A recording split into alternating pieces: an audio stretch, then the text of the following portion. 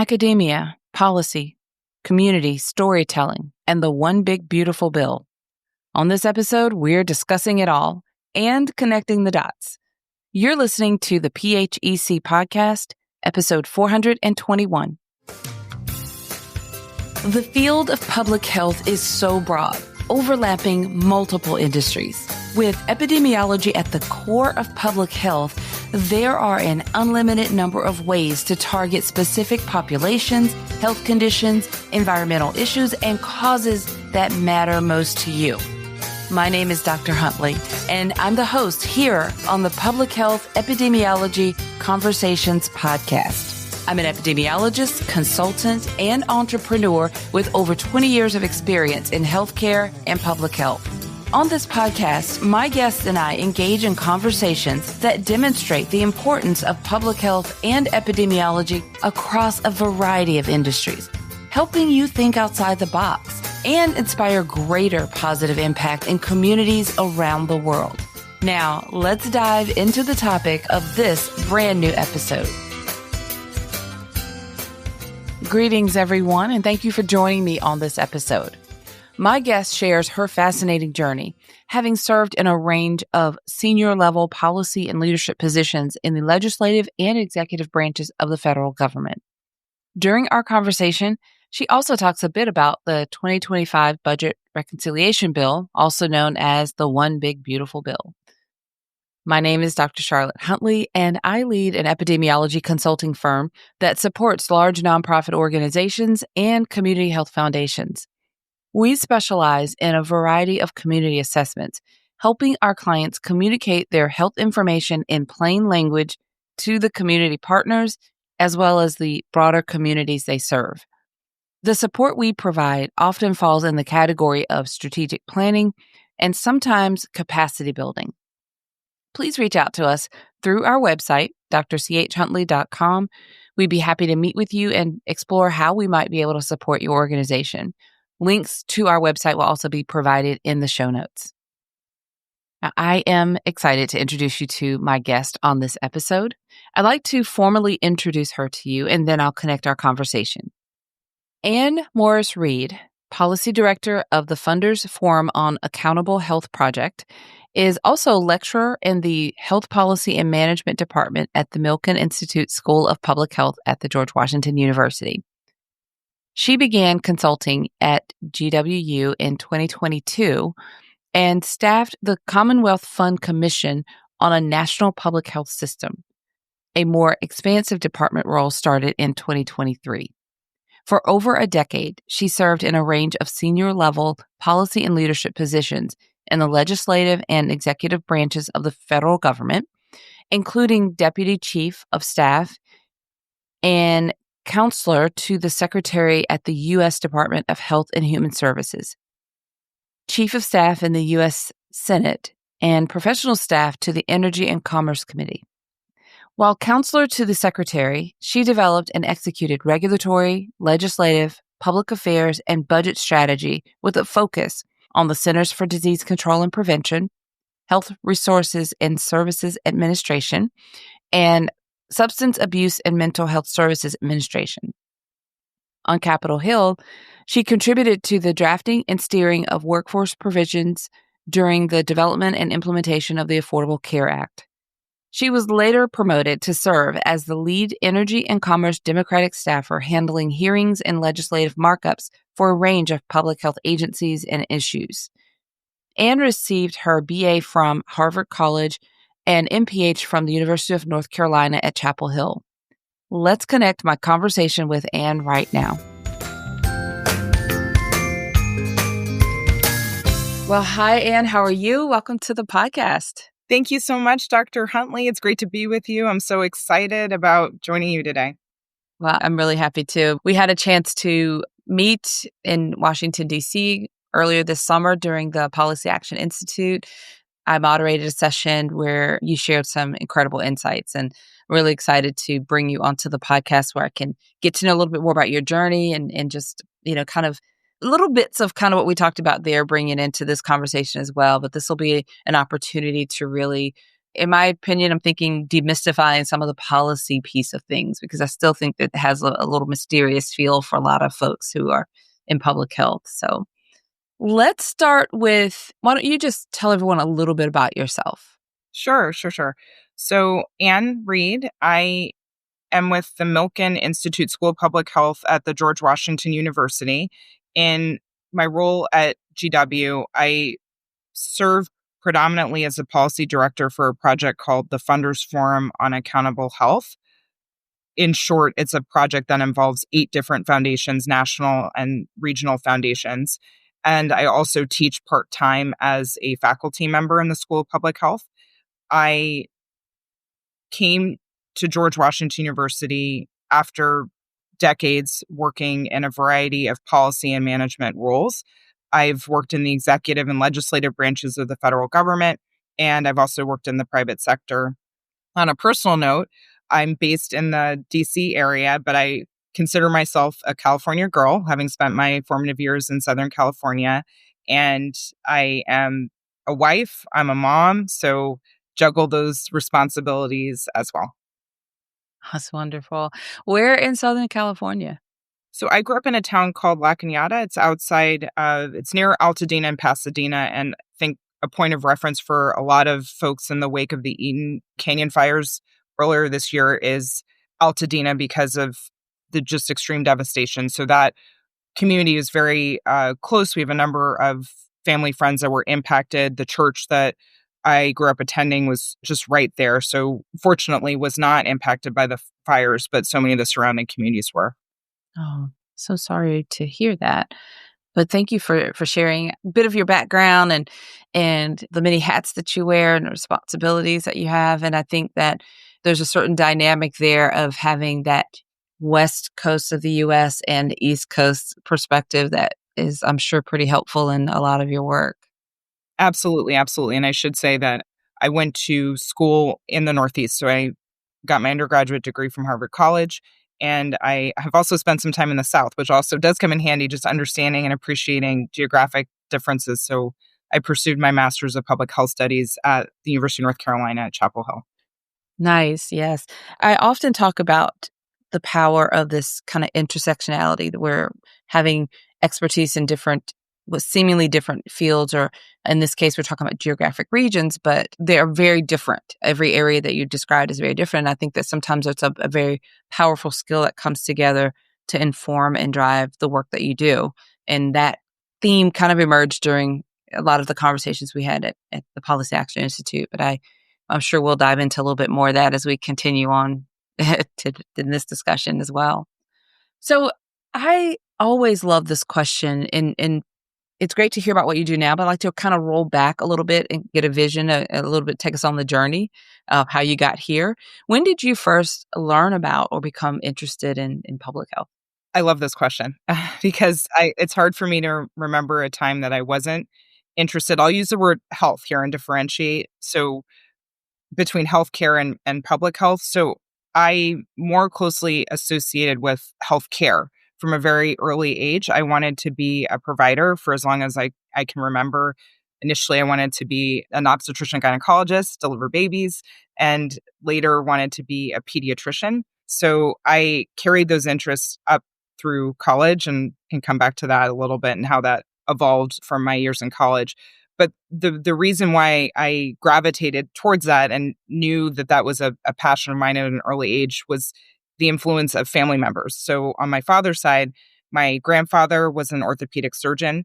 My grandmother was trained as a nurse, and she was actually the first Black woman to graduate from the University of Washington School of Nursing. And she went on later and pursued a master's in public health at Berkeley. So went back to school in her 50s to do that. So I spent a lot of time with my grandparents in my formative years. And so just knowing what they did and just hearing their stories and realizing that so much of our socialization as a family, I was being exposed to so many Black doctors and nurses. And so it just was very much a part of my upbringing. And on my mother's side, I have an aunt who forged a career in insurance sales. So I really had it on both sides of the family. And it was just something that was second nature in a way. So when I was in college, I started college on the pre-med track. So came in determined to finish up my pre-med requirements so I would be on a path to apply to medical school at the end of college.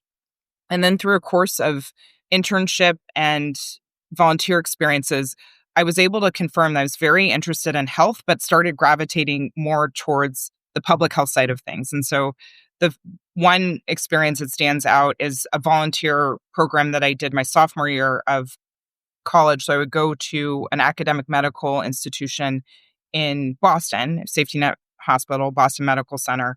They had a program that was called Project Baby. And that program was all about visiting with women who had just given birth and assessing whether they had any unmet social needs. So things that would be very important upon discharge to ensure that the new mom was set up to be healthy, and the same for the newborn baby. And so we would talk about things like housing support that might be available or nutrition assistance, making sure that the mom, if she didn't have insurance, she could get enrolled in Medicaid. So things like that was part of the visiting that we did. And so there, I really just became acutely aware of the importance, not just of high quality clinical care, but making sure that you have this wraparound services and supports, which was really going to be hugely important into ensuring that you have optimal health outcomes. So that was a pretty important experience. I also had a chance during 2 years in college, and then as when I was doing my practicum experience for my master's program, I worked at Children's National Medical Center here in Washington, D.C., and I worked predominantly with the government affairs division there. And so I came in wanting to be a pediatrician, but left having had a chance to shadow pediatricians, shadow pediatric subspecialists, but appreciating that they conceptualized and saw their role as clinicians, not just as providers, but really as advocates for their patients, and that there were so many other levers and ways that you could make a difference in the lives of the patients. And so I think that was really something that stuck with me. And then the last thing I want to mention is I participated in a program when I was a rising senior in college. It's called the Health Career Connection Program. It's been around for 30 years. It's a fantastic program. And the mission of the program is to try to support health leaders. And they want to cultivate this cadre of future leaders and support them throughout their professional journey, beginning with an initial internship placement. And they really are committed to identifying and supporting people that are representative of a diverse set of communities. So I benefited from a summer internship experience through that program, but I've tremendously benefited from that continued network more than 20 years later. Nice. I always love to hear those early stories it's interesting how our family experiences shape in so many ways kind of what we do and what we gravitate toward. So that's really fascinating to hear.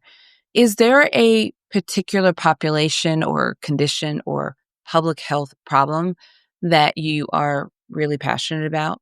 So I would think about this in two ways. I would think about in a strategy sort of way, and then a kind of a condition way. So from a strategy perspective, I have increasingly become, I'll call it a disciple. I've become a disciple of, in shorthand, it's community-driven multi-sector partnerships. But what that's about is recognizing that in order to really fundamentally address unmet health and social needs of populations, whether it's at the individual level or thinking about the underlying conditions that exacerbate poor health outcomes, you really need every sector to work together to do that. And so it's the healthcare sector, like hospital systems, clinics, the doctors. You need public health, those agencies and other organizations. You need social services. So thinking about the child welfare system, for example, food support, things like that to play a part. And with all of this, it's hugely important to center community in designing programs that are going to be responsive to the needs of the community members and ensuring that community members are playing a role in the decision making and the implementation of the programming. So that is something that from all of the experiences that I've had and the work that I've done, I really believe it's an important strategy to leverage against any health issue or challenge. In terms of a particular issue, I'm very, very interested in mental health and substance use disorders.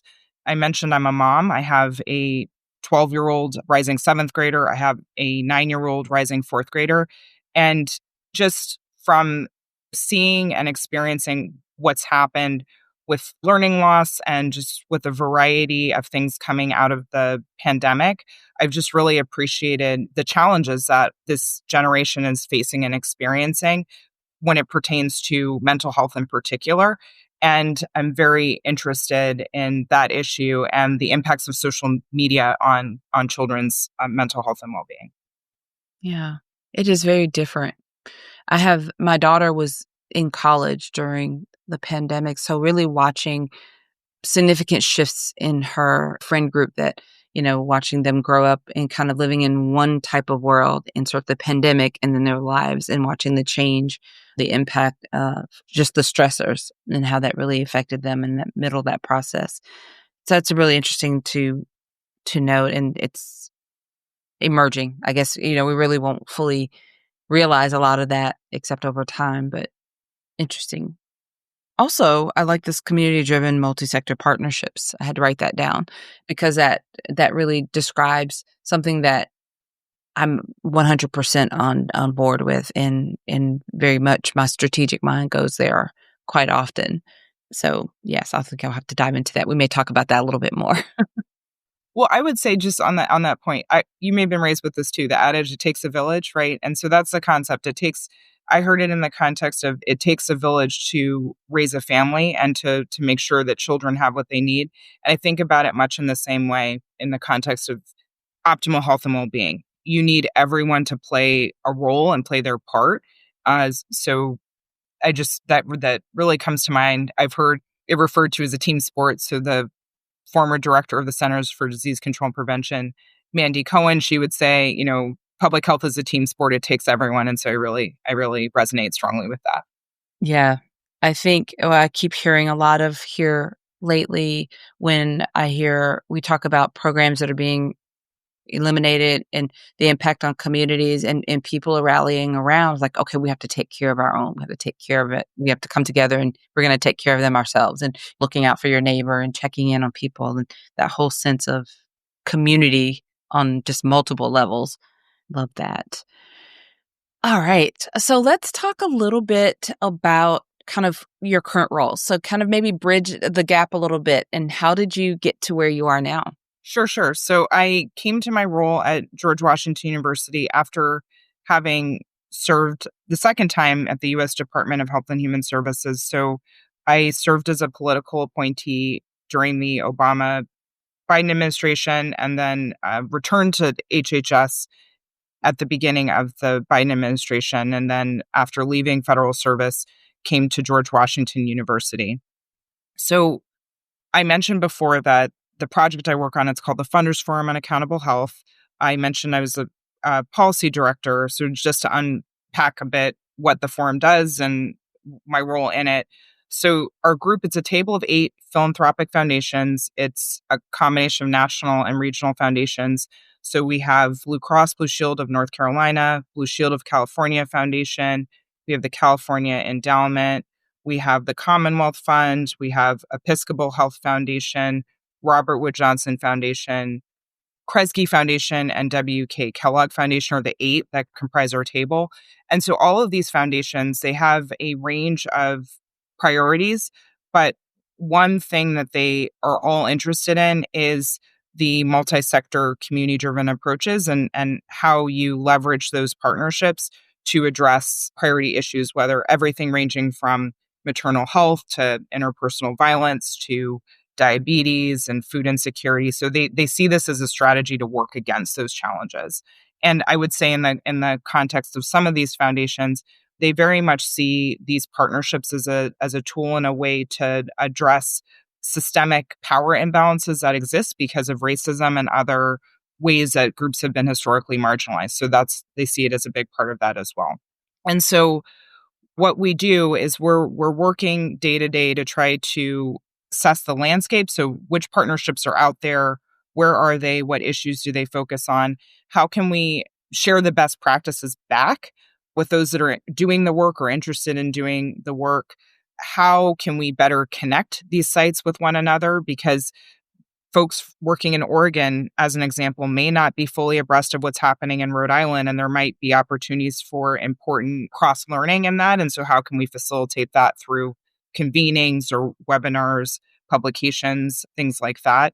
And then as the policy director specifically, I'm working to try to make sure that our foundations are abreast of the policy landscape, and it's changing every day, every hour. In fact, who knows what's happened since you and I been in this recording. But so I work to assess what's happening in the policy landscape, but very specifically with a lens towards how does that impact the funders' interest around these multi-sector community-driven partnerships? So what information do they need to have to just understand what's happening here in Washington, D.C.?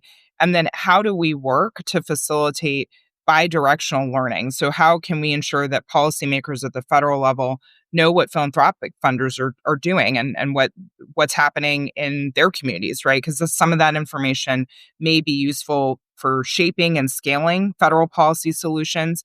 And it's also important that the philanthropic and the public efforts are working in a complementary and mutually enforcing way. So by ensuring that there's regular, consistent education and learning, we can optimize what the public sector is doing and what the private sector is doing. This is pretty fascinating, actually. I'm curious, when you say you're constantly assessing the landscape, this is a little bit of a tangent here, but how do you manage that in a way that doesn't feel so overwhelming? Because just trying to keep up with, as you mentioned, the constant changes, I've come up with a way that works for me at least, because there's breaking news every 5 seconds, it seems. So how do you do what you do and not shift into overwhelm? How do you manage that? Yeah, no, that is, and that's a fantastic question. And I think I'm in a space now 6 months into the current administration where I can be, I think, more thoughtful and reflective about how I've had to shift and adapt, just as you said, because if you're trying to read every single detail of every breaking news alert, you'll never sleep and it's exhausting. So I think it's important this is not to say that you can't learn this skill set without having a background similar to mine, but I do think it's important to just say at the outset that my previous work experience and the skills I've had to learn and refine is hugely beneficial in the work that I do today. So I mentioned that I've worked in the executive and legislative branches of government. So after I finished my master's in public health, I came to Washington, D.C., and I started working on Capitol Hill the summer of 2008. And so I spent a good chunk of my career post my master's working mostly in the House of Representatives. I did a brief stint where I worked for a national association as a lobbyist working on their federal appropriation strategy. I also briefly served as a advisor to Senator Chris Coons from Delaware. But from a good chunk, I was a staff member, I should say, on the Energy and Commerce Committee in the House of Representatives. And so I was in the business day to day of thinking about legislative solutions that were in our committee's jurisdiction and taking stock of what the executive branch of government was doing and what additional authorities or resources they needed from Congress in order to make things happen. So as a result of that, I think just intuitively, there are things that I now know just in terms of how the committee process works, right? From having been a committee staffer for many years. I also know the alphabet soup of all of the different agencies and what they do and can distinguish between their roles and responsibilities, all of which was strengthened when I served at HHS as a advisor to the cabinet secretary at the time, Sylvia Burwell, who was the Secretary of Health and Human Services. And then when I did my second tour of duty, again, just deepening the understanding of how HHS works. So that is tremendously helpful because I'm able to, when I see things, I'm able to sort of read and cut through pretty quickly and understand, well, is this a congressional issue? Is it a legislative issue? Are there potential judicial issues here? So I think that's something I'm able to do. I also worked as chief of staff in the U.S. Senate. I was chief of staff to Elizabeth Warren. So also understand, the confirmation process and just some of the idiosyncrasies, we'll say, of the Senate procedures and how that all works. So now So from all this experience, what I'm able to do is sort of know there are a few key resources that I rely heavily on, for morning news alerts, for breaking news alerts. And I prioritize using sort of my set of resources that I know are succinct, have high quality, accurate information to sort of ground myself in what's happening day to day. And so that's really like I really rely heavily on that.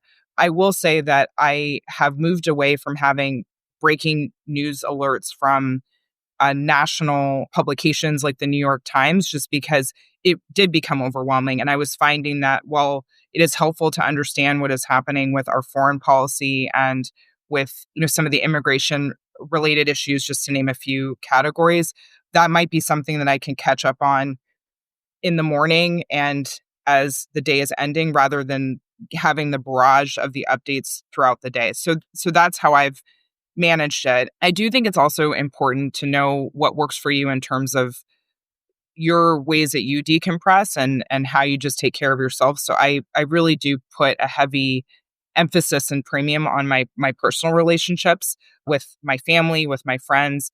I also really try to carve out time for exercise. So just things like that also help when there's a day where there's just an onslaught of information.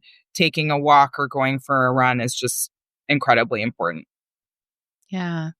Thank you for taking time and to dive into that too, because I know that I often wonder about that, like, how are people keeping up? And I had to also kind of find what works for me, because it feels so overwhelming because I can't completely tune out, but I needed to find that kind of balance. So finding trusted resources is definitely one for me. So but I just like when I decide I'm going to check in, this is where I will check in. So that's really good. Very helpful to hear. Oh, I'm enjoying all of what we are chatting about, and I want to be mindful of time, but I still have so many questions. So let's talk a little bit about this connecting the dots sort of thing. So I think that there's still this ongoing need to explain public health because people broadly don't quite understand public health and then the difference and how is it different from healthcare and why is it important. And then when you throw epidemiology in there, I think that's even a smaller percentage. But how has the understanding of public health and epidemiology, if you think about the context of your experience and backgrounds, how has that been helpful for you in terms of how you are in the work that you do and in serving the communities in the way that you do? hmm I just want to start with epidemiology as a foundation. So when I did my master's in public health, I had to take a semester of epidemiology. So I just got the sort of basics and fundamentals of patterns of disease and how do you track and monitor that and what are the tools and practices around that. I also had to take a semester of biostatistics, and so understanding how you do quantitative analyses, right? And now, years later, I kind of wish I had done more of it, because I think understanding how you track and monitor disease, and particularly some of the forecasting of outbreaks, it's so relevant and so important now. And I really feel like COVID it's brought so many things to light, but I think people gained a greater appreciation of epidemiology and other facets of public health in the wake of the pandemic. I think too, when we hear about food outbreaks or what's happening with measles right now, just the fundamental understanding of how disease spreads, and knowing if there are not certain mitigation, other measures in place, what you would see happen in terms of that spread. So I just wanted to note that. I think for myself, I've learned over time, and I try to be very clear about this when I'm speaking about, health broadly. And I said that at the beginning. I said health broadly, and then right. So I try to be clear about clinical, right, one-on-one. And I think we try and talk about that. And I think that's pretty easily understood by most people. You go to a clinic, you go to your primary care provider, you deliver a baby. I think people understand there's a hospital encounter, a clinic encounter, a physician office encounter. But this concept of population-based health is fuzzy for a lot of people. And so to use maternal health as an example, the way I would try to explain it and the way that I think about it is, we know that there are certain groups that are disproportionately impacted by poor outcomes during their pregnancies, during the birthing experience and in the year after that, the postpartum period. Those groups include Black women, Indigenous women, women in rural communities. So using epidemiology, right, the tracking of these patterns, we know that these population groups are affected. So then the question is why? So how do you unpack that and work to address that before it's showing up in a clinical environment? And so that's where public health comes in, because once you understand what the root causes of are those outcomes that you're seeing, then you can work to design solutions that may be community-based, maybe birthing center-based or hospital-based, that can actually address these underlying conditions. And I think one other thing I would just mention about epidemiology, which I've come to appreciate, is review committees. So on this maternal health example, there are maternal mortality review committees that have been supported at the federal level by the Centers for Disease Control and Prevention. There are also review committees that look at child and infant deaths. And so there have been, and this is one of the things that's under threat right now in terms of the sustained investments in these sorts of committees, but the federal government traditionally has provided money to states to provide these, to form and support these committees that are bringing together different experts that can look at patterns of poor outcomes, whether it is certain complications that you're seeing or the deaths that ultimately happen. And they're doing that root cause analysis. And so I just wanted to mention that because that's not something that I was aware of for a long time. And once I became aware of it, it clicked and it made sense. Of course, you want a systematic way to look at the patterns look at the data and understand what's behind it. Yeah. Yeah. Thank you for that. I love the way you distinguished between the two. And I also like how you're kind of infusing it into everything that you're doing. Like when you go to talk and you're just using that little as a teachable moment and you're having that opportunity to share it, incorporate it in whatever, you're delivering and you're speaking. So it's really great. Okay, I have one more question. We have a very diverse audience of listeners to the podcast. So different spectrums of the from students to senior career professionals and all different aspects, niche areas of public health. But what I would love for you to share with listeners, because I think about this often and I hear these questions. I get these from people who feel very overwhelmed, especially now. Like it's almost a hopeless feeling like, well, why should I bother to call my state representatives because they're not going to listen to me, or does it really make a difference? And even down to what little bit can I do to matter? Is it going to matter? It seems like it doesn't matter because all the orders are coming from way up here and just trickling down. So I guess my question for you is, what bits of advice could you share with people who are listening and feel that they would like to do something, take some action, be, in the, advancing policy or advocating or in some way that could help them get started or feel like it what they could do is impactful? Yep. So I want to frame this by talking about, I'm going to use the reconciliation bill that just passed through the Congress and was signed into law, otherwise known as the Big Beautiful Bill. I'm going to use that as a grounding point because that's going to have a tremendous negative impact on the landscape for a few different sectors. So the estimates from the Nonpartisan Congressional Budget Office, the estimates show that 17 million people are going to lose their Medicaid and Affordable Care Act coverage because of the measures in that bill. There's also a corresponding estimate showing that millions of people will lose supplemental nutrition assistance program support, the food assistance support that many families rely upon.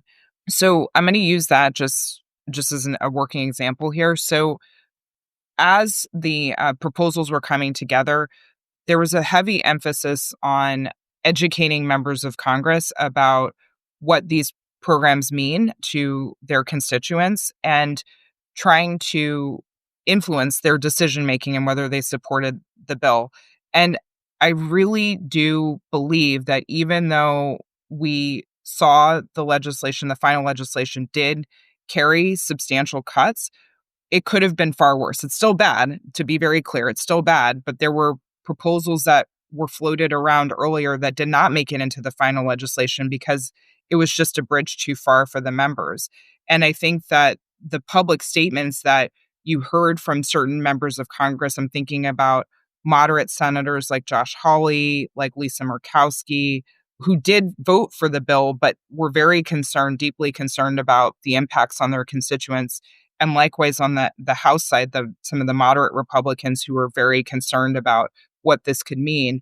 So what led them that sort of consternation was really shaped by storytelling and people coming out and speaking out. And whether that was people who were impacted by these programs being part of organized visits to Washington, D.C., or visits to the district officers, state offices for these senators and elected officials in the House of Representatives, whether it was writing an article, an op-ed, posting on social media, doing a podcast, or some way of getting content out there that is talking about why these programs or why these things matter. So I just think we can't understate how important each of these individual efforts to lift up the impact and importance of things. And then when we can find ways to work together in community and in coalitions to elevate those in a more organized way, I think that is tremendously important. And now I think it's so important that people not lose hope, again, going back to the reconciliation bill, because now these provisions are going to be implemented over a period of time. So it's going to be important to stay in it and to continue to speak up and speak out when you start to see any barriers to programs that you might rely on or other impacts in your communities. And this is where it's about accountability and making sure that the people that we elect to represent our interests in Washington, D.C., understand how their actions are affecting those who they represent, right? And so I think that ongoing accountability and monitoring piece is just so important. And so, I think everyone take a beat, take a moment now, but then think about how, as my former boss would say, you get back in that fight. Yeah, that's really great. Thank you for that. I know personally that was very reassuring for me because I was one of the folks at the last minute, because the longer the pause is, Hakeem Jeffries was on the floor speaking, I was like, making calls. I'd already sent a bunch of emails. I was like, I've already been on the bad list, I'm pretty sure, from the, they're annoying my representatives. But, in those moments, I felt like, okay, well, I've got to try. I think there's a pause long enough. So I made more calls. I reached out a little bit more, and I did. That was a theme, a really strong takeaway from the Policy Action Institute was, the power of storytelling. And I always believed that, but hearing it so strongly and so loudly then was really kind of renewing. And then just hearing you kind of, really wrap that up for us. And, I think that's a great takeaway because we all have the ability to do that. We share our story, how it's impacting us. And that's something that you're right. If we get that out there in a way that as they're searching for the stories, being able to collect and find your story in the mix. So amazing. Thank you. All right. So you have been extremely generous, which I greatly appreciate your time. We will be sharing the link to connect with you on the show notes for this episode. But what is the best way for our listeners to connect with you? I would say LinkedIn. So that would be the best way. Wonderful. I'll make sure that we have that. Thank you again. This has been a great conversation. I appreciate you being here, and maybe we can bring you back in the future and keep us updated. Charlotte, I would love that, because it's a lot. It's a whole lot. it's a whole lot. Yes, I would appreciate that. So we're going to make a note because things are changing so rapidly. So we may have to check in with you next year. I'm here for it. Yeah. Awesome. Well, thank you again for being here. Really appreciate you. Thank you, Charlotte, for having me. I really hope you enjoy that conversation as much as we did.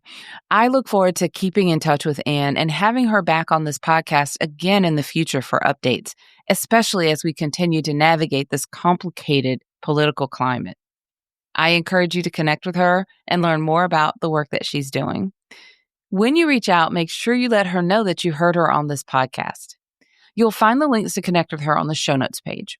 The show notes page for this episode, which is episode 421, can be found at phecpodcast.com. Once you're there, just navigate to episode 421 to find the show notes. One more thing before we go.